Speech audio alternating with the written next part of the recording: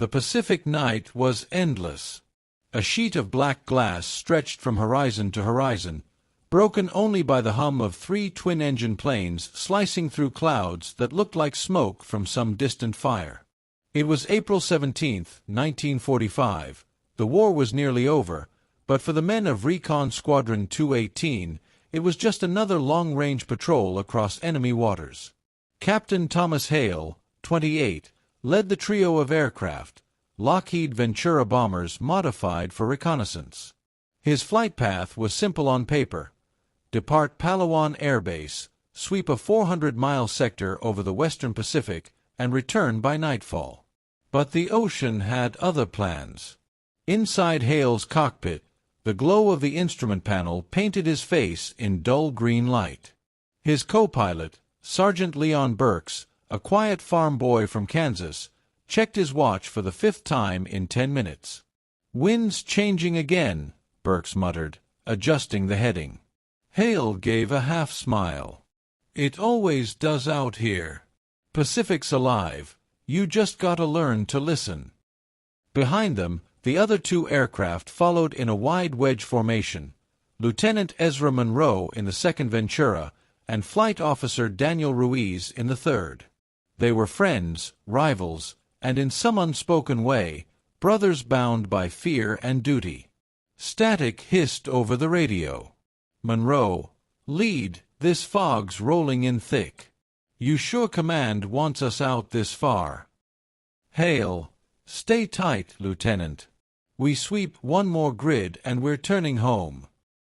The ocean below was invisible now, swallowed by a rolling white shroud of cloud and mist. Only the faint moonlight above kept them from losing all sense of direction. Then, lightning, distant but sudden, illuminating the belly of the sky. "Storm's building fast," Burks warned. "Barometers dropping." Hale leaned forward, scanning the dials. "We'll make one last pass, then head east." It was the last time anyone heard his voice.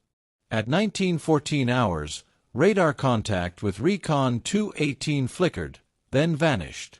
At the base, operators thought it was interference. An hour later, when the planes failed to check in, the radio room filled with tension. "Run the emergency frequencies," one officer barked. "They'll break through the static." Nothing. Only the faint hum of shortwave noise, like whispers from another world. Over the next 48 hours, search planes combed the sea. No wreckage, no oil slicks, not even a floating life vest. It was as though all 3 planes had been erased mid-flight. Back in Kansas, Sergeant Burks's mother received the telegram that every wartime parent dreaded. "Your son is missing in action. Further details unavailable." In California, Captain Hale's wife, Margaret, read her own telegram in silence. Her husband had promised that the war was nearly done, that he'd be home by summer. But summer came and went, and no body was ever found. The file was marked classified, "Lost in storm, Pacific Sector 12C." And for half a century, the ocean kept it secret.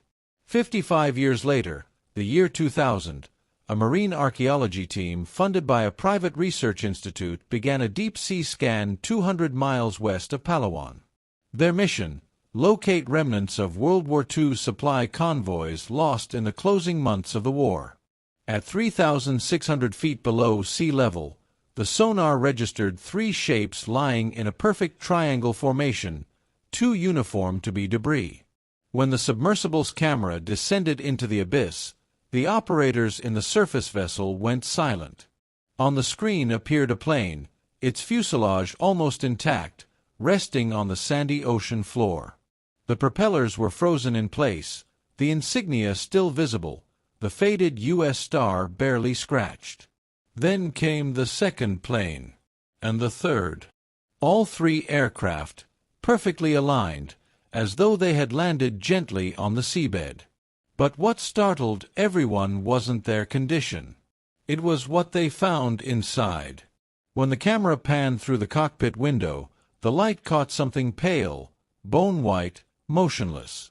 The remains of a pilot, still seated, uniform pristine except for the coral dust. The logbook was still clipped to the dash. And when researchers later brought fragments to the surface, they discovered something that defied logic. The metal had not corroded.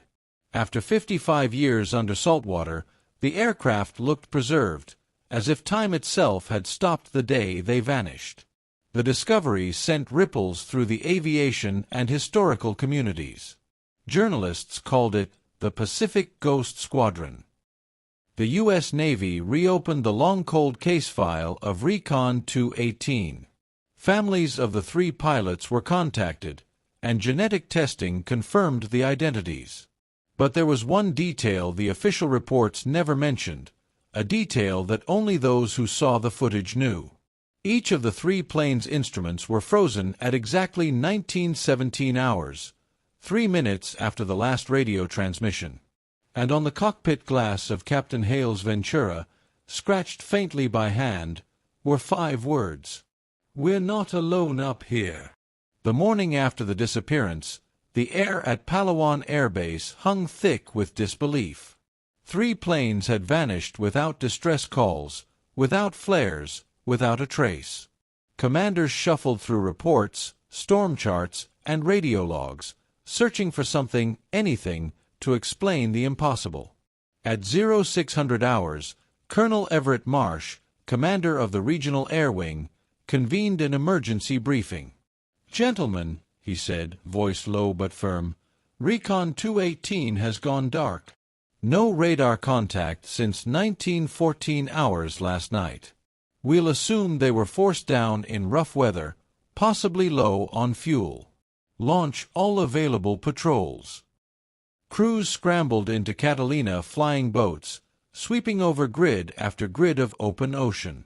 What they found, or rather, didn't, became the first mystery of many. By the 3rd day, search operations had covered nearly 2,000 square miles.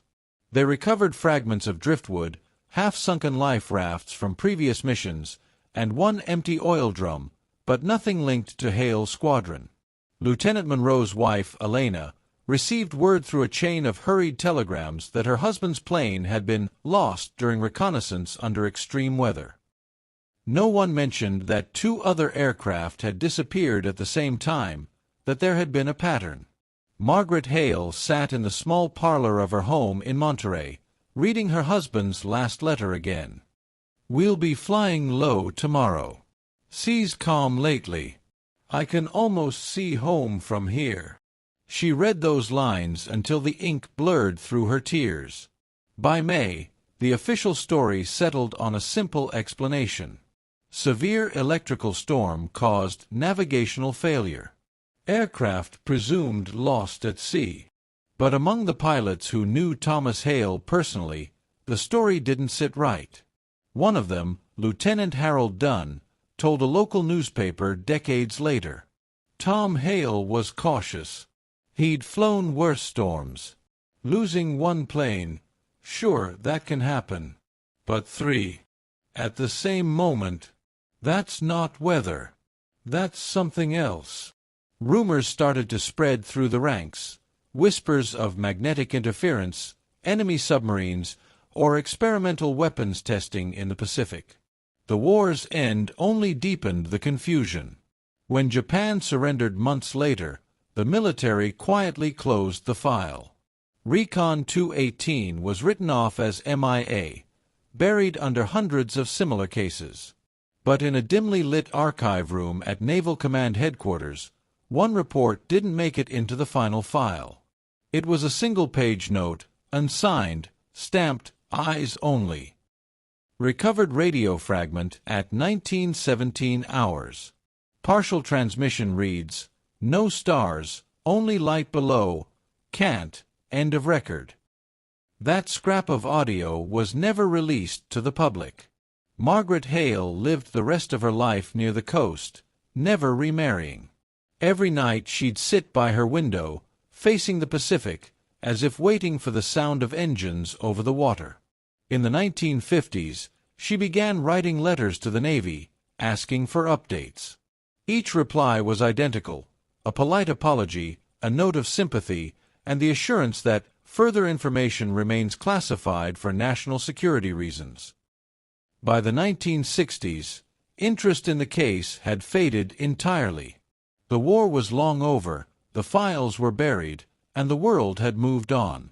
Only the families remembered. In 1971, a magazine article briefly reignited attention when a fisherman off Palawan claimed to have seen a plane's tail emerging from the water after a storm. Investigators searched the area but found nothing. The ocean, it seemed, refused to give them back. The Pacific is vast, deeper than the mountains are tall. A wreck could lie hidden for centuries, preserved in the cold dark beneath the current. In 1982, an independent historian named Dr. Oliver Kensley, fascinated by lost war machines, stumbled upon a forgotten box of microfilm while researching sunken aircraft for a book. Among the reels was a faded flight plan labeled Recon 218, Sector 12C. When he tried to request the mission logs from the Navy, the answer came quickly: records do not exist or are restricted under archival law. That phrasing, "do not exist or are restricted," became his obsession. Kensley spent the next decade tracing weather reports, supply manifests, and declassified communication logs from the 1940s. He noticed something strange. The same storm system that allegedly destroyed Recon 218 never appeared in official meteorological charts for that day. It was as if the storm had been written after the fact. By the late 1990s, advances in deep-sea imaging made it possible to scan the ocean floor in high resolution. Private researchers, often funded by retired military personnel or collectors, began searching for lost World War II aircraft, both for history and for treasure. Dr. Kensley joined one such mission in 2000, led by Blue Horizon Marine Institute. The goal was to locate remnants of a sunken Japanese convoy.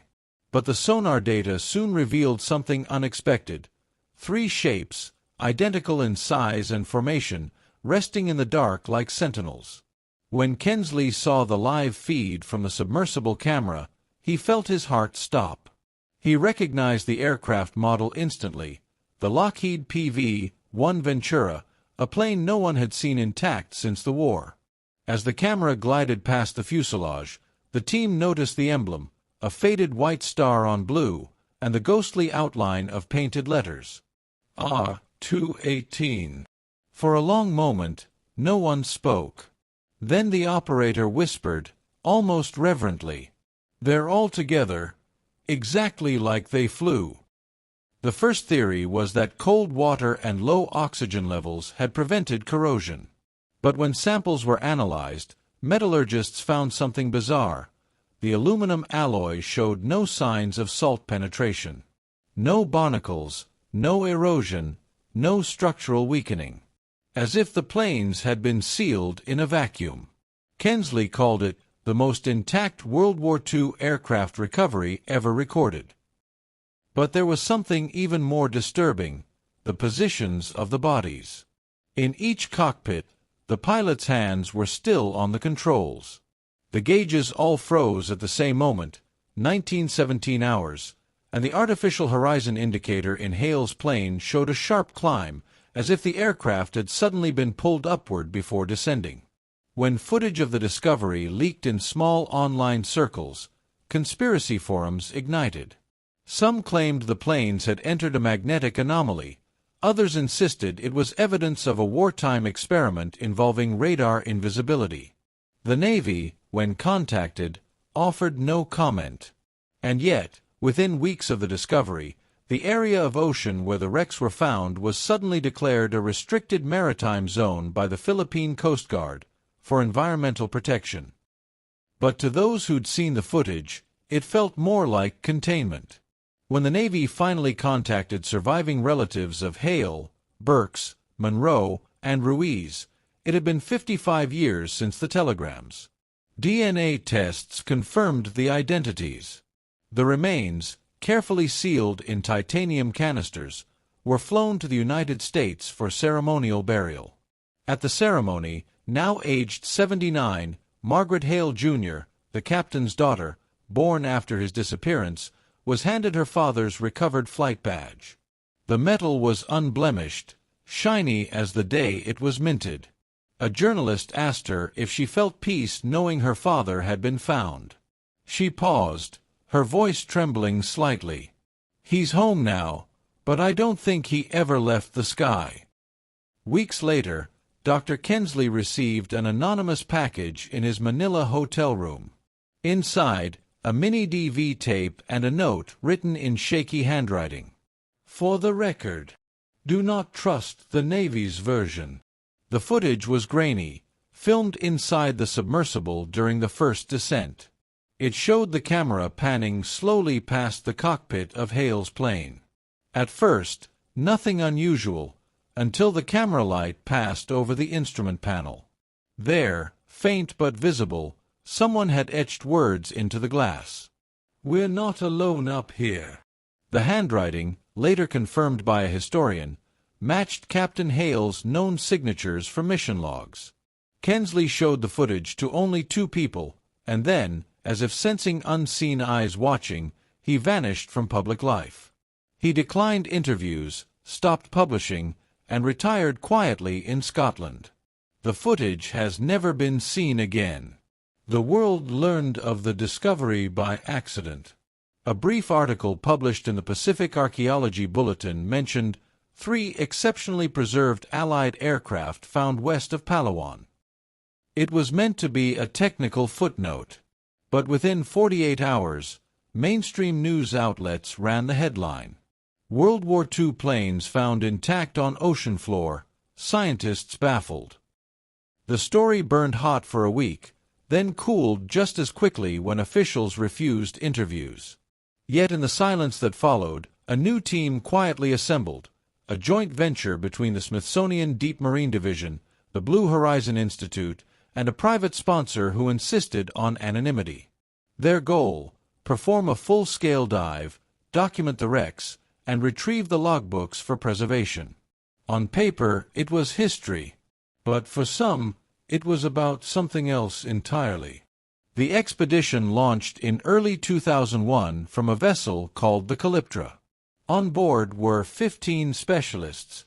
Dr. Eleanor Myers, lead oceanographer, meticulous, rational, unwilling to indulge the ghost stories.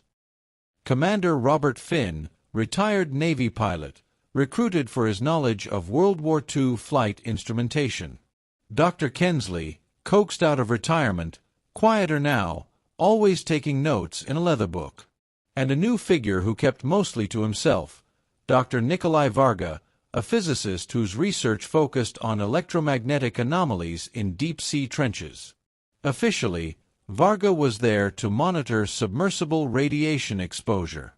Unofficially, he wanted to test something, an experimental magnetometer array he believed could map time distortions in fluid environments. When Myers asked what that meant, Varga smiled faintly. "Let's hope we never find out." At 0500 hours on March 9th, the submersible Argus 4 began its descent. 3 people were inside: Myers, Varga, and the subpilot Ethan Cole. Through the viewport, daylight vanished after the first 100 meters. By 600 meters, the world was a velvet black. Only the sub's lights cut tunnels through the dark, revealing clouds of plankton glittering like dust motes in an endless void. At 3,500 feet, the sonar picked up the triangle formation again. Cole slowed their descent. "There," Myers whispered. "Visual contact in 30 seconds." And then, out of the gloom, the planes appeared. 3 silver bodies resting side by side, their shadows etched on the seabed like fallen birds. Not torn, not corroded, but whole. Cole's voice cracked softly over the intercom. "They look brand new." Myers zoomed the external camera. The call sign R218 gleamed faintly through a skin of sediment. Varga watched the readings on his monitor. The magnetometer spiked, then steadied, then spiked again. "That's impossible," he muttered. "The field's fluctuating, not magnetic, not electrical, something else." Myers turned. "What do you mean, something else?" "It's oscillating at a frequency I've only seen near high-energy auroras.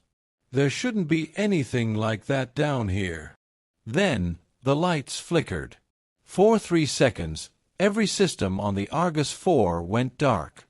When the lights returned, the first thing they saw was movement. Inside Hale's cockpit, something, or someone, had shifted. The pilot's head, once tilted forward, now faced the viewport. Myers froze. Did anyone touch the controls?"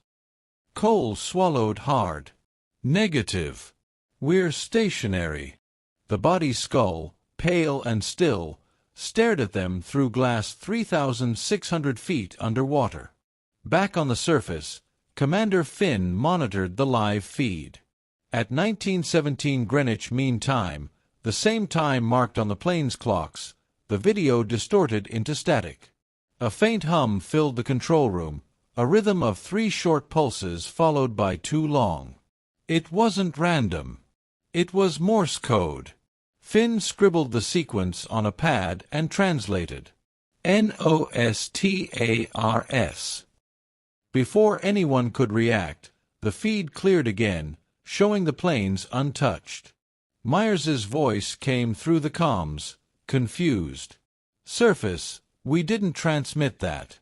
We heard it too." They maneuvered the sub closer to Hale's Ventura. The cockpit glass was cracked but intact enough for the manipulator arm to reach through.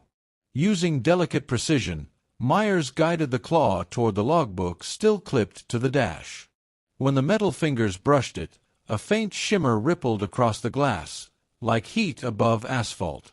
Cole flinched. "Did you see that?" "Pressure variance," Myers said quickly, though her voice betrayed doubt. "Retrieve the logbook." The logbook came free easily, too easily. When Myers held it to the viewport, she saw ink perfectly preserved, pages unwrinkled.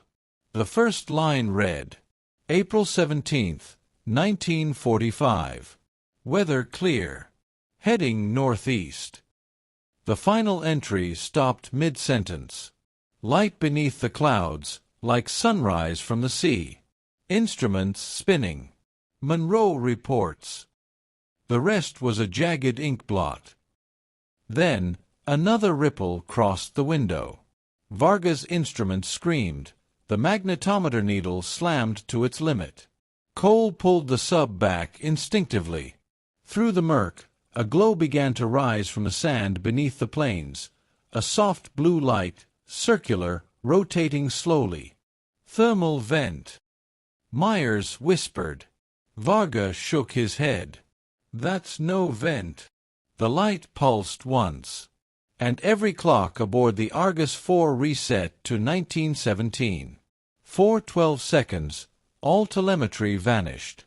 The surface team recorded a complete data blackout, not loss of signal, but the absence of signal, as if the sub had ceased to exist. When the feed returned, the Argus was 200 meters east of its previous location, drifting, systems rebooting automatically. No one inside remembered how they'd moved. Varga, pale, whispered the only thing he could manage. Time skipped. Myers ignored him, staring through the viewport.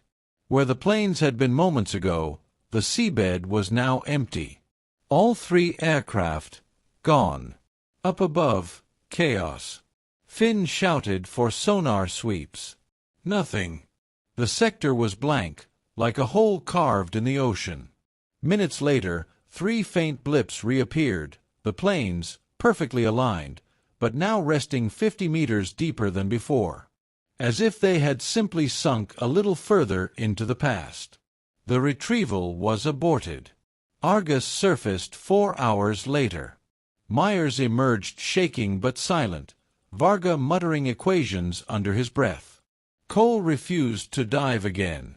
When the Calyptra reached port in Manila, Navy representatives were waiting.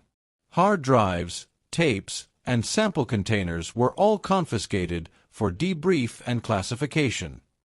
2 weeks later, official press releases stated, "Mechanical errors led to equipment malfunction. No credible anomalies detected." Dr. Myers resigned soon after. Commander Finn was reassigned. Dr. Varga returned to Hungary and published one final paper on nonlinear temporal interference in closed systems, then vanished during a research trip to the Carpathians. Kensley, once again, disappeared from public record. 6 months later, a digital copy of the dive feed leaked anonymously to a deep web forum. It was low resolution, time-stamped 1917. For 7 seconds, you can hear Myers whisper, "They're still flying." Then the camera tilts, showing the blue glow again, but this time, if you slow the footage, you see shapes within the light. Not mechanical, not human, silhouettes moving in slow arcs, like fish swimming through glass. In 2003, the Philippine government permanently sealed the sector, declaring it a marine preservation zone. Satellite imaging of the coordinates shows nothing unusual. But divers who approach the area report sudden compass failures and bursts of static in their radios, always at precisely 1917. Some say the planes still exist, phasing between layers of sea and time. Others believe they were never planes at all, but artifacts of something older, wearing familiar shapes to be seen by human eyes. In 2009, an estate auction in Scotland listed a weather-worn leather journal among unclaimed items. Inside were fragments of Dr. Kensley's handwriting. If preservation defies decay, it is not time protecting the object. It is the object refusing to belong to time. The last page contained coordinates, matching the Palawan site, and a single line written shakily beneath them. "They're waiting to finish the climb." The story of Recon 218 might have ended in silence, buried under classified stamps and sunken steel, if not for a journalist named Clara Whitmore. In 2015, Clara worked for the Maritime Review, a modest historical magazine in San Diego. She specialized in forgotten aviation cases, wrecks, mysteries, unclaimed relics of war. When she stumbled upon a single line in an old Navy archive summary, "Reconnaissance Flight R-218, recovery documentation restricted, storage level 7, something about it refused to let her go. I'd covered ghost ships, Cold War submarines, even Amelia Earhart theories," she later said in an interview. But this, 3 aircraft found in perfect condition after half a century underwater? That wasn't history. That was censorship. Through a series of Freedom of Information requests, Clara obtained the declassified portions of the Blue Horizon Expedition Report. Most of it was redacted, black lines smothered entire paragraphs, but a few fragments remained legible. Recovered artifact shows no molecular corrosion. Internal humidity 0. Chronometers frozen at identical timestamp, 19 hours 17 minutes and 43 seconds. Secondary energy reading consistent with high-frequency magnetic flux, non-natural origin. And one phrase repeated in the margins, "Do not attempt reactivation." Clara knew she'd found something bigger than a lost squadron. She just didn't yet understand what reactivation meant. After months of searching, she located a name on the Blue Horizon roster that had never appeared in the official team lists.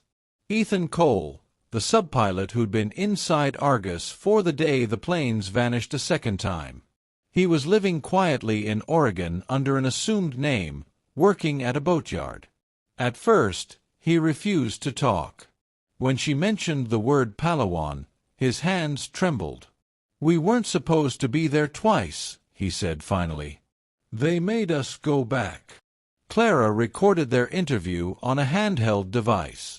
Cole, first dive, everything normal until the light. After we surfaced, Command said the instruments were contaminated. They told us to dive again, just Myers, me, and one Navy tech.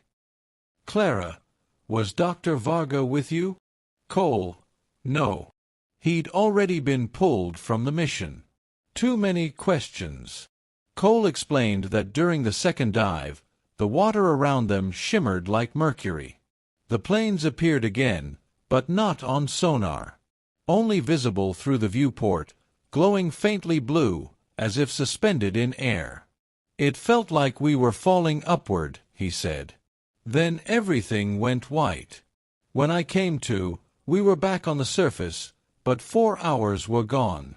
When Clara asked what he saw in those final seconds, Cole Norse filled with tears. Faces, he whispered. Not human. Reflections of us, but wrong, like shadows caught in glass. Weeks later, Clara received a small envelope postmarked from Manila. Inside was a single microcassette labeled 1917 Archives/Palawan. She borrowed an old player from her office and pressed play. At first, static. Then faint voices, one male, one female, barely audible beneath the hiss. Female, Myers, reading off the scale. Robert, confirm. Male, Finn, confirmed. It's like they're charging the water. Unintelligible noise. Myers, do you see that? Outside port window. Finn, it's moving. God, it's. Sharp tone, repeating Morse pulses. Myers, it's the same message. No stars. No. Tape cuts. The recording ended abruptly. But Clara recognized the pattern, the same pulses the Navy logs had described 55 years earlier. She sent the audio to a signal analyst at UCLA. When they slowed it down 1,000 times, new sounds emerged beneath the static, low frequencies, rhythmic, like heartbeats. Except they weren't. Random. They followed the same time interval as the plane's clocks. One pulse every second, exactly 19 hours 17 minutes and 43 seconds repeating. In 2016, a sympathetic archivist leaked Clara an unredacted transcript from a classified Navy briefing dated 2001, just weeks after the expedition. The document was titled, Incident Report, Temporal Field Event, Sector 12C. At 19 hours 17 minutes and 43 seconds, submersible experienced full signal blackout. Upon system reboot, all timekeeping devices, both analog and digital, reverted to 19 hours 17 minutes and 43 seconds. Electromagnetic readings consistent with short-range displacement anomaly. Estimated temporal distortion range, 3.7 minutes. Note: aircraft positions post-event differ from pre-event by 60 meters. Visual condition unchanged. Directive: cease all further submersible operations in affected zone. The last paragraph chilled her. Recommend site containment. Do not engage further. Entities appear to retain motion within temporal field even when observation ceases. Clara traced surviving relatives again, including Margaret Hale Jr., now in her 90s, living in a care home near Monterey. When she mentioned the recovery, the old woman nodded slowly. I know, Margaret said softly. They returned my father's badge. But not his watch. Clara frowned. His watch. It was recovered too. The Navy man told me it was broken, that they'd keep it for testing. But I saw it before they took it away. The second hand was still moving. Clara pressed further. After 55 years underwater? Margaret smiled faintly. He said time doesn't pass the same way down there. The investigation gained traction online after Clara published an article titled, The Squadron That Refused to Rust. Readers flooded forums with theories, wormholes, alien contact, secret military technology. But one post stood out. It came from a user claiming to be part of the Philippine Naval Survey Team in 2003. The message read, "Our sonar died whenever we crossed 11 degrees 43 minutes north, 118 degrees 2 minutes east, same coordinates as our 218. Once, the water around the hull turned pale blue, like moonlight underwater. We heard radio chatter. Old American voices calling positions. Then it stopped. Clara verified the coordinates. They matched exactly." That same year, Clara traveled to Palawan with a small film crew to shoot a documentary segment. Locals knew the area. They called it Ang Tahimik na Bahura, the Silent Reef. Fishermen refused to sail across it. They said their nets sometimes snagged on invisible things, and compasses spun until the boats turned back. At dusk, Clara's crew launched a drone fitted with sonar and a 4K camera. For 20 minutes, it transmitted normally. Then, at 1917 local time, the feed glitched. The image froze on a wide shot of the ocean floor. Through the static, 3 faint silhouettes appeared. Wings, fuselages, unmistakable. And in the corner of the screen, a 4th object, spherical, metallic, glowing softly blue. Then the drone feed died. When they recovered it hours later, the footage was gone.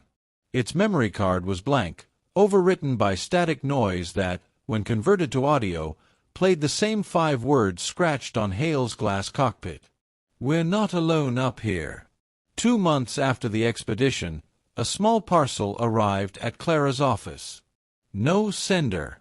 Inside, wrapped in aged Navy stationery, was a wristwatch, a Hamilton Model 23 military issue, frozen at 19 hours 17 minutes and 43 seconds. It ticked once when she touched it. She mailed it to a horologist in Los Angeles for analysis. His report was unsettling.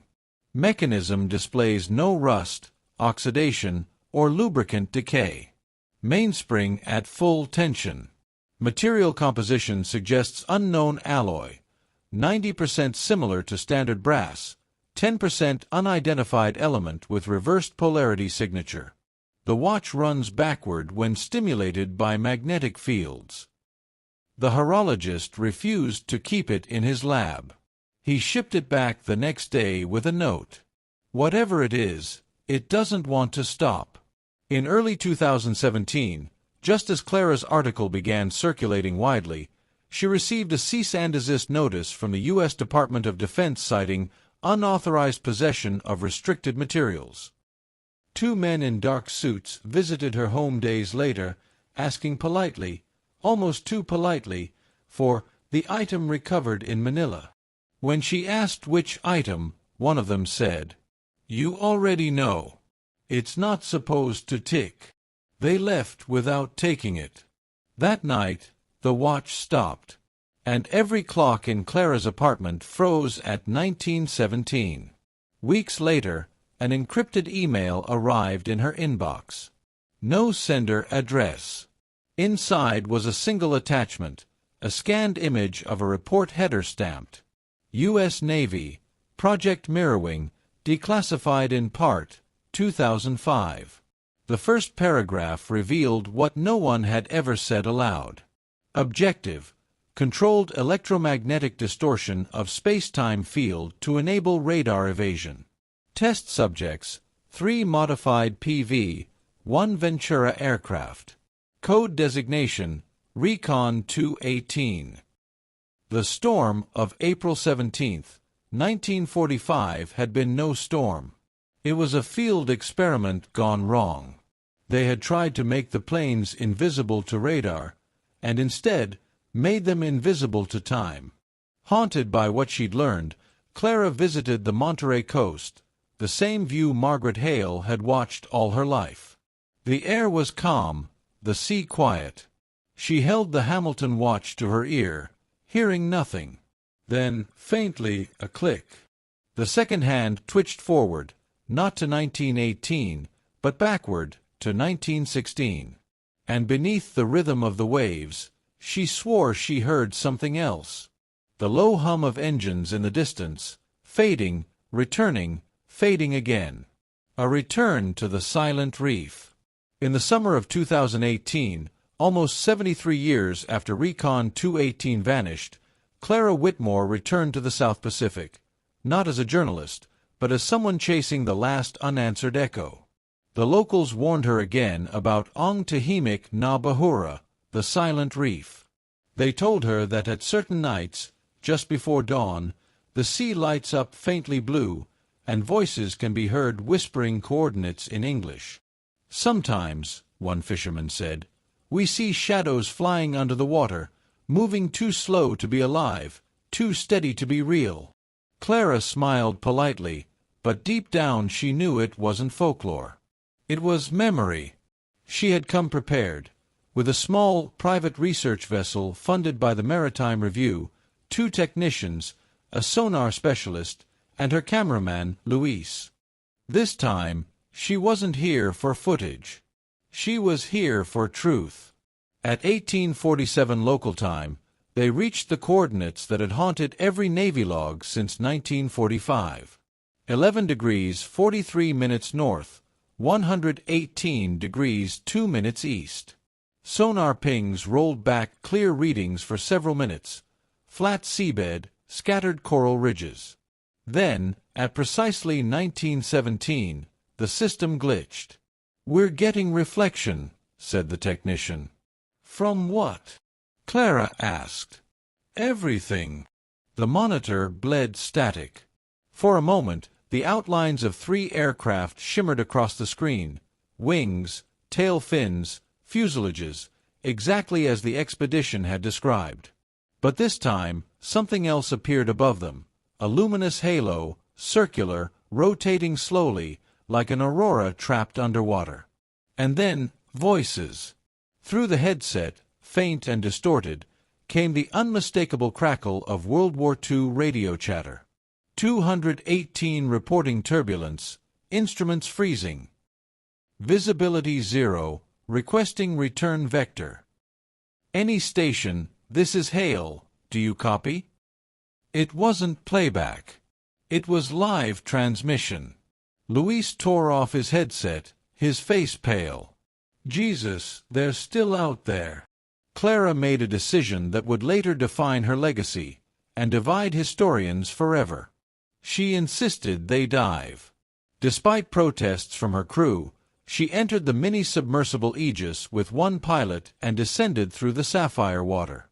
At 900 feet, the ocean turned black. At 1,200, the lights flickered. At 1,500, every compass on board spun violently. And then, stillness. Before them stood 3 perfectly preserved aircraft resting on the seabed. Each fuselage intact, glass canopies gleaming under the floodlights. The Navy insignia, the names, Hale, Finn, Myers, all visible, untouched by time. But something was wrong. Each plane's propellers were spinning slowly, though there was no current. Their cockpits glowed faintly from within, as if bathed in moonlight. Clara whispered, "We're looking at ghosts." The pilot stared in disbelief. Ghosts don't have engine oil pressure. As they approached Hale's aircraft, the sub's proximity sensors began to pulse erratically. A cold mist, impossible at that depth, formed inside the cockpit glass. Through the condensation, Clara saw a figure sitting motionless in the pilot's seat. Lieutenant Robert Hale. Helmet on, hands gripping the controls. And then, his head turned. For a single impossible second, his eyes met hers through 55 years of darkness. "Captain Hale, do you read me?" she whispered into the mic. No response. Then a faint vibration filled the cabin, a low hum matching the rhythm of a heartbeat. Suddenly, the floodlights dimmed. Every instrument in the sub reset to 19 hours 17 minutes and 43 seconds. The chronometers, the oxygen gauge, even the digital timer, all frozen. "We have to surface," the pilot shouted. "Wait," Clara said. "Look."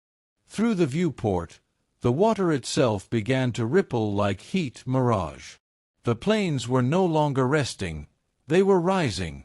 Dust and sand lifted from the seabed as the crafts floated upward, engines silent yet alive. Then came the sound, a distant roar, like thunder underwater. "They're taking off," Clara whispered. The sub's hull groaned under sudden pressure changes. Blue light flooded every corner, bright enough to blind. Clara grabbed her recorder, shouting into it through the noise. "This is Clara Whitmore, dive log entry 1917, local time. The aircraft are active. They're moving. God, they're moving. We're seeing." Static swallowed her words. Inside the light, shapes flickered, the outlines of clouds, flashes of lightning, the echo of a propeller engine roaring overhead. For a split second, she wasn't underwater anymore. She was inside the storm, the same storm from 1945. 3 aircraft flew in formation through the white void, their radios alive with panicked voices. "Can't hold course. Where are we? Time is looping." She saw Hale look over his shoulder, his mouth forming words she couldn't hear. Then, a single phrase came through the static, clear as day. "Tell them we never left." A massive burst of energy slammed through the sub. The instruments went black. The light vanished. Hours later, a Philippine Coast Guard ship found the Aegis drifting 15 miles from the reef, empty. No sign of Clara or the pilot. No distress beacon, no body, no wreckage. Only her camera remained, floating inside the sub's flooded compartment. When investigators recovered the footage, most of it was blank. But the final minute survived, distorted, grainy, impossible. It showed the 3 planes lifting from the seabed in perfect formation, surrounded by a spiraling halo of light. As they rose, the camera caught their markings clearly. And on the lead aircraft, Hale's, new letters had appeared on the fuselage, glowing faintly. R218//1917///forever. Then the screen went white. In 2020, 2 years after Clara's disappearance, her editor received a USB drive in the mail. It contained a single audio file labeled plauen_final.wave. Experts believe it was recorded during the dive, the last thing Clara ever said. "If anyone finds this, they're not gone. They're still flying. The sky they entered never closed." Then silence. Except for one faint, recurring sound, the ticking of a watch. 19. 17. 43. When the file went public, retired Navy physicist Dr. Andrew Varga, the same man who had investigated the wrecks in 2000, finally spoke. In a televised interview, he confirmed what conspiracy theorists had guessed for years. The planes of Recon 218 were part of Project Mirrorwing. It wasn't about stealth. It was about reflection, creating electromagnetic mirrors to bend radar signals through time, not space. But the field they generated was unstable. It didn't just hide them, it displaced them. The experiment created a temporal feedback loop that never collapsed. Those men weren't destroyed. They're caught between 2 seconds that never end. The interviewer asked, "So they're still alive?" Varga looked down, visibly shaken. "Alive. Depends on how you define time." In 2024, fishermen near Palawan reported seeing 3 faint lights hovering above the ocean horizon every April 17th, between 1900 hours and 1918 local time. Their formation never changes, 2 at the sides, 1 in the center. Older villagers call them the sleeping squadron. Satellite imagery later confirmed no aircraft were in the area during those times. But when analysts enhanced the frames, they noticed something chilling. Each light left behind a faint vapor trail. And the trails didn't fade. They simply looped, drawing the same arc again and again, forever. Today, in San Diego's Maritime Museum, a small exhibit titled Recon 218, The Vanishing Squadron, displays the only recovered artifact from the case, Clara's Hamilton watch, preserved under glass. Visitors note that the second hand is frozen at 19 hours 17 minutes and 43 seconds.